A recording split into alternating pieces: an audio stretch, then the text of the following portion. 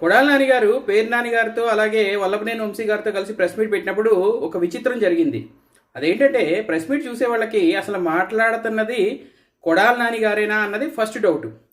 Second doubt, Kodali Nani గారు మాట్లాడుతుంది చంద్రబాబు నాయుడు గారి గురించేనా అని. ఎందుకంటే మనం కానీ గమనించినట్లయితే వైఎస్ఆర్ కాంగ్రెస్ పార్టీ అధికారంలో ఉన్న సమయంలో అంటే 2019-24 మధ్యకాలంలో కొడాలి నాని గారు ఎప్పుడు ప్రెస్ ముందుకు వచ్చినా సరే చంద్రబాబు నాయుడు గారిని ఉద్దేశించి ఆడు ఈడు ఆ నా కొడుకు ఈ నా కొడుకు ఆ ఎల్ కొడుకు 420 గాడు అలాగే లోకేష్ని ఉద్దేశించి 210 గాడు పప్పు గాడు ఇట్లా రకరకాల కింద తిడతా ఉండేవాళ్ళు. అలాంటిది ఇప్పుడు చంద్రబాబు నాయుడు గారు అనే పదం పలికారు. చంద్రబాబు నాయుడు గారు నాకు తెలిసి కొడాలి నాని గారి నోటెంబట 2019 తర్వాత చంద్రబాబు నాయుడు గారు అని వింటాం ఇదే మొట్టమొదటిసారి. అంటే అధికారం మత్తు వదిలిపోతే అధికారం నుంచి కిందకి లాగి పడేస్తే సో ఆ మత్తు వదిలిపోయి నోట్లోంచి మాటలు కరెక్ట్గా వస్తాయి.